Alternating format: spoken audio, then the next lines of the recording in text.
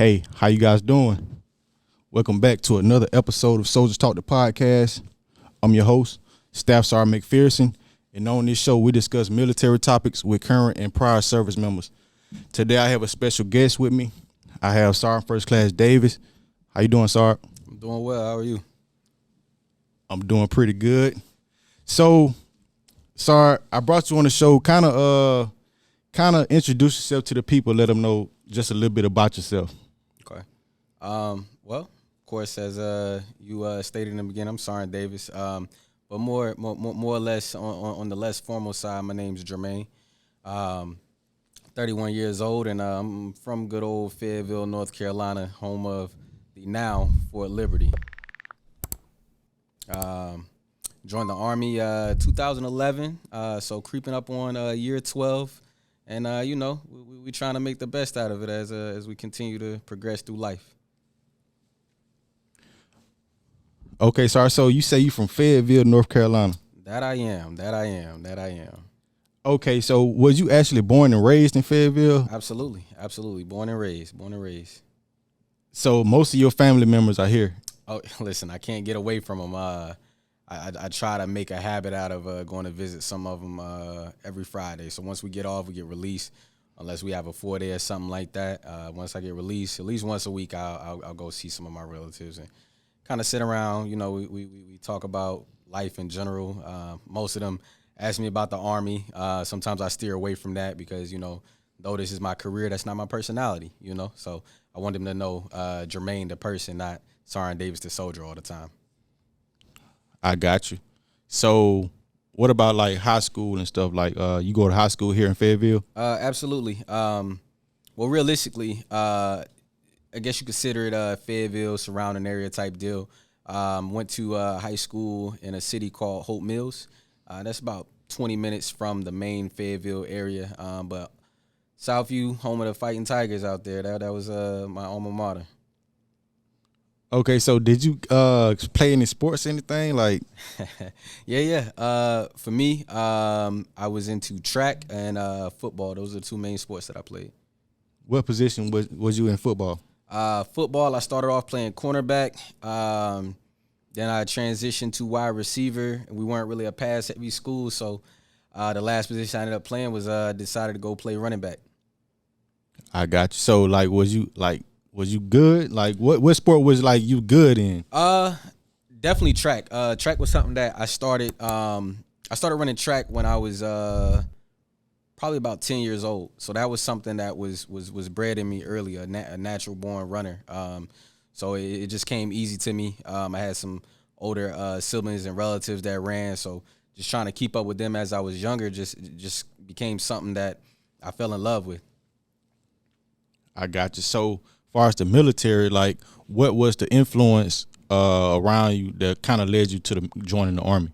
Realistically for me, that's a question that's been posed to me. And typically people ask me if I come from a military family. And realistically, no. I'm one of the first people in my family to kind of carry that torch and join the military. I think for me, growing up in the area of Fort Bragg or Fort Liberty, I think I experienced a lot and saw a lot. I'll never forget being in elementary school when I saw 9/11 happen and seeing some of my peers and older friends and cousins, talk about it, and seeing guys from the neighborhood go into the military and kind of come back and either make their lives better or you see that it changed them forever, regardless of good or bad. So taking a step back and looking at it, I kind of decided early on that it was something that I wanted to do. I got you. So it was just you found that for yourself that you wanted to join. It wasn't nobody around you like that you was looking up to make you say that I want to be a soldier. No, not at all. For me, I used to joke around in my first unit, and me being very competitive, I would always say, like, hey man, I'm ESPN, I'm the flagship network of this, right? Like I like to go my own way. I don't really care for people showing me a way or the way, I should say. You can show me a way. I don't want to be shown the way. I want to kind of, lead my own path and lay my own legacy. I got you. So leading up to when actually did you join the Army? So for me, I won't say that I had a troubled youth per se. I think it wasn't until my later years that I would, kind of make some rough decisions as a young man. So I had every intention of joining fresh after my senior year. So some unfortunate events and poor decisions on my part. I didn't join until roughly about 10 days before I turned 20. So I was probably out of school about a year and some change prior to actually joining the military. So I think my official basic active service date was November 8th, and then my birthday is the 22nd. So I celebrated my 20th birthday in basic training. I got you. So when you actually did join, like what was your initial choice of MOS? At the time, there wasn't a lot available. So originally, I spoke to a recruiter who just said, "I see your willingness and your desire to join the military." And it wasn't a matter of like trying to get away from home. It was just something that I had a lot of resolve in. So he presented to me becoming a combat engineer. I think they showed me 42 Alpha, all MOSs that I have a lot of respect for, having worked with several of them. But being a medic was presented to me. And when I kind of looked at the scope of practice of what a medic does, I made my decision without hesitation that I would become a medic. I got you. So you were 68 whiskey, right? Yes, sir. That'd be me. Which is a combat medic. Yep. So can you explain to the people a little bit what is a 68 whiskey? So, on the sarcastic side of things, I would say, my only job is to talk trash and save lives, right? But on the realistic side of things, you can end up in a plethora of environments. You can work in a hospital. You can be on a line unit attached to some combat arms MOSs. You can go get additional skill identifiers and become a flight paramedic. I've had several peers do it. I've gone to a paramedic course myself. There's a lot of things that you can do, but I think the thing that I found the most pleasurable out of it is the ability to interact with an array of individuals. I got you. So far as being a 6A whiskey, like, is it any like certifications or anything that you can get, like, and like that, I guess separate you from your peers in the civilian world? I think that maybe not necessarily separate us from our peers. I do believe that the pace that we have to learn that separates us from our peers. Your typical EMT class, and that's initially what you come in as, right? Once you get to AIT, the first half of your AIT, which is roughly about 4 months, that first 2 months is you going to the EMT course. Most EMT courses are going to run you 9 months to a year. We have an expectation that 68 Whiskeys learn the EMT side of their course within about 2 months. Once you've completed that portion, you move on to the field training, which is where you learn combat medicine. So I think that our ability to learn and retain information in a smaller span of time is what makes us unique, or maybe sets us aside from our civilian counterparts. I got you. And I know the EMT class, is that similar to like a paramedics course or something? Very, very similar. Think of your EMT, your paramedics, or even your advanced EMTs as degrees, right? So you have your associate's degree, your bachelor's, and your master's, and so on and so forth. All medics are going to come in the Army upon graduation and obtain their EMT-B certificate, which means that you're EMT basic level. So you'll have all of the skills required to do basic life-saving techniques and measures. I got you. I know I interviewed other 6-8 whiskeys, and far as the CLS class and stuff like that. Have you ever been in a combat environment where you had to like I guess implement some things that you learned as a combat medic? Absolutely. I know some people shy away from talking about it. For me, I shy away from no conversation typically, but absolutely. And I think that I owe a debt of gratitude to some of the NCOs that I work with. I don't think I've ever been in a medical situation that I don't feel like I was prepared for. So definitely have had to use some of the skill set that I was trained to use, and will forever be grateful to those that trained me.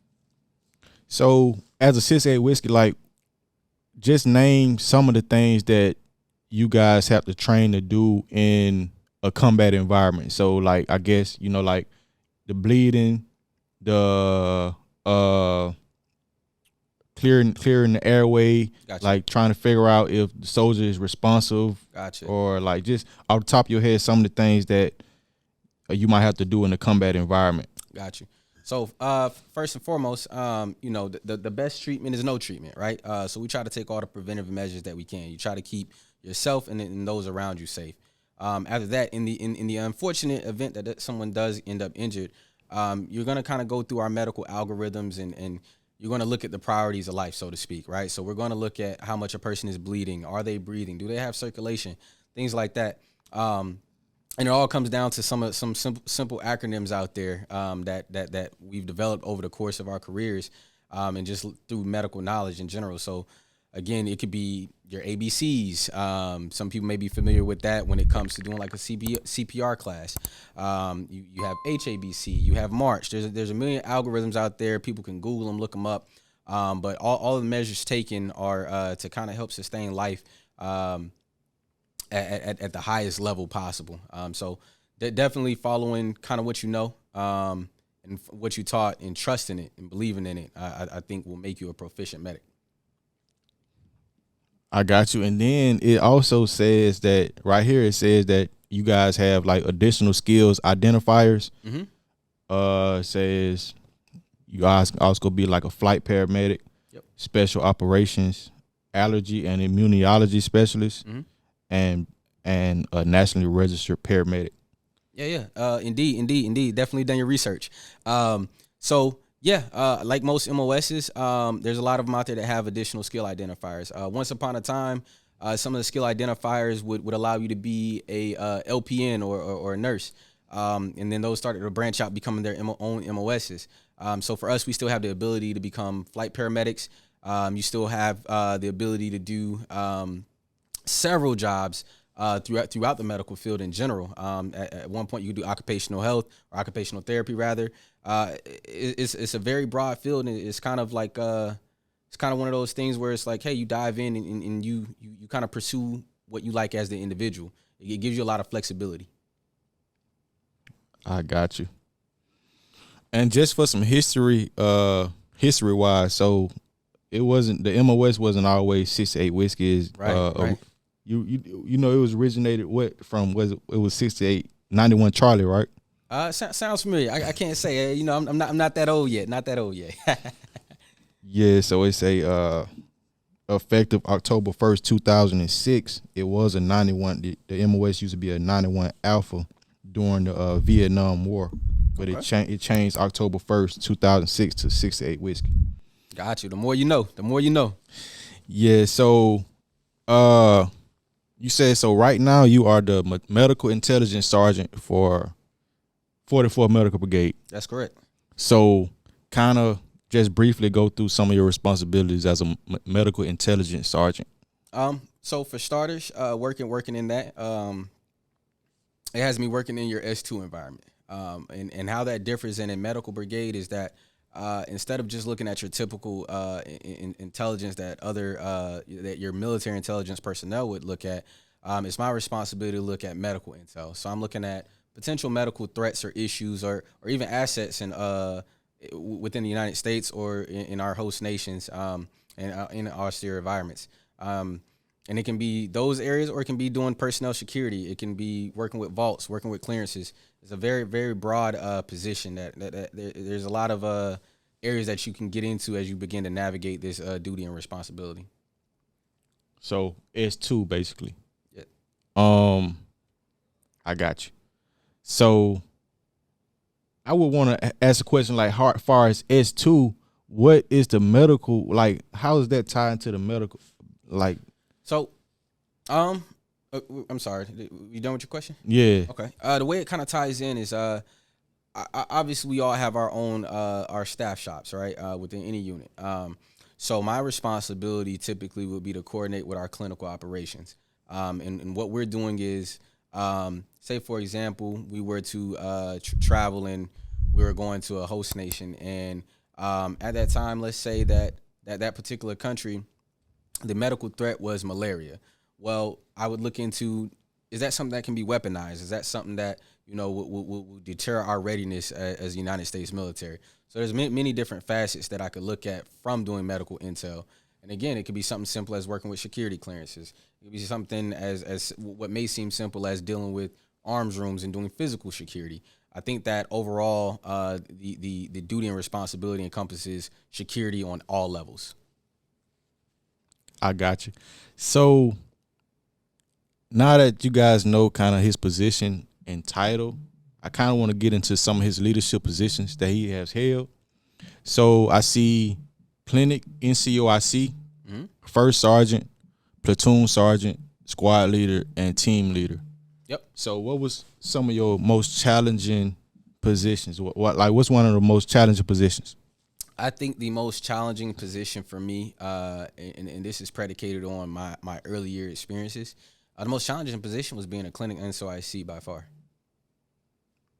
Okay, and why? Why would you say that? So the types of units that I was kind of essentially raised in throughout my career typically were infantry units. So I was a line medic for the better half of 7 years. I enjoyed it. There was nothing like it.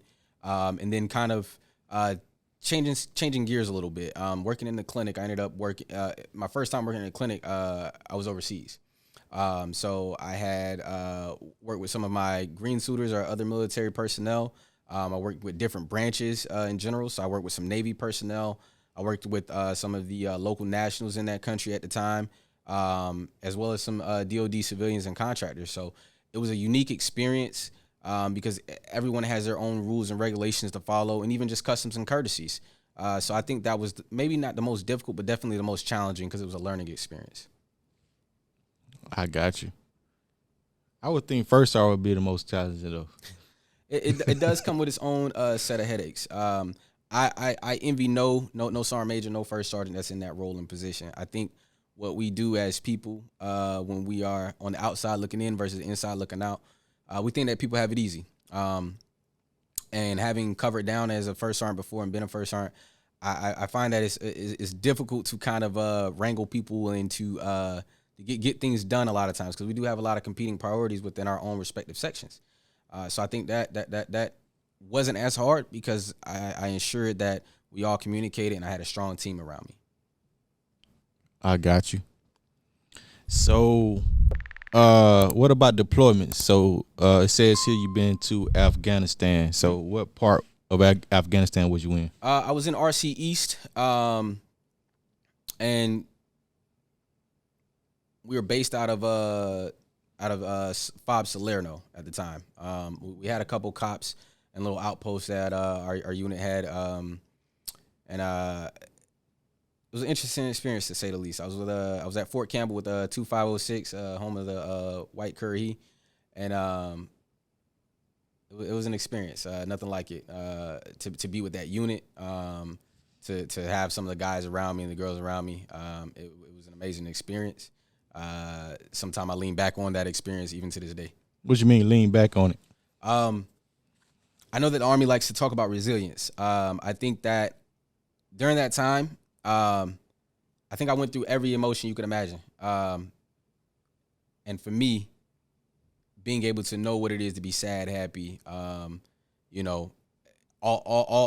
a matter of 9 months to a year, was an experience, right? And all I could do was kind of look at the peers and individuals I had around me. So it made me more comfortable talking. It made me more comfortable being open about how I feel, what I think, and also being receptive to how other people feel. Because we're in a high stress environment, and again, everybody's gonna go through something. I think that time tests all men and women. And again, I lean back on some of those feelings at that time and knowing how to navigate those emotions and those thought processes. I got you. So, lastly, I asked you something about some of your strengths and weaknesses as a soldier. So you got right here as a strength. Is that so? You got ability to assess and retain information. Is that a strength or a weakness there? I think that's a strength for me. For whatever reason, I've always had like a good memory when it comes to random things as a kid. So a lot of times whenever, I walk around and I jokingly call myself the people's NCO, right? Not having a lot of junior soldiers under me, but having the influence over a lot of junior soldiers in a positive way, I would say I'm the people's NCO. I'm not just this soldier's NCO, right? And where that derived from is that I would always get a lot of questions, right? And I would realize the amount of information that I retained, I was able to kind of regurgitate and or share with my seniors, peers, and subordinates, of course. I think that's probably my best strength. If not, it'd be my ability to be able to kind of communicate with people. I definitely like to consider myself a people person. Okay. So far as trusting others to execute certain things, so was that a strength or a weakness? I would say that's a weakness, and I can't speak for all leaders. I think that all teams have to have some sort of trust. And at times, my character flaws, if I do notice that someone is kind of, slacking in the area, maybe weak in the area, as opposed to maybe taking the time to build them up, I'll take on a lot more tasks, feeling that I have to carry the weight on my shoulders, right? So that is a weakness. And so learning to kind of work through that, learning to delegate more, and learning to allow people to grow within themselves. So weakness, but definitely a learning weakness. So working through that. I got you. So in closing, you guys have kind of got to know Sergeant Davis, where you from, some of the positions and titles that he's held. I would like to appreciate you, Sergeant Davis, for coming on the show. I was gonna bring you on the show anyway, okay. But it is some people that suggested that you come on the show, and okay. one of those people was Corporal Nash. I don't know if you remember her. I do. I appreciate you, Nash. Good soldier. Yeah. So make sure you guys follow the show, follow the podcast on Instagram at Soldiers Talk the Podcast. Make sure you guys like this video. In closing, sorry, Davis, you got anything you want to leave the people with or anything? Well, for one, I'd have to thank you for inviting me to the show. I love the platform. I love the conversations that are pushed on the show, allowing people the ability to share their experiences and their opinions. I think that's a wonderful thing that you have going. And I wish you the best as you continue to make more shows, and I definitely will be viewing. If I leave anybody with anything, I say, hey, continue to be a lifelong learner, right? You're never too old, never too young to continue to learn things about other people and learn things about yourself. So I leave you guys with that. I got you. So there you guys go. This has been another episode of Soldiers Talk the Podcast, and I'll see you guys in formation.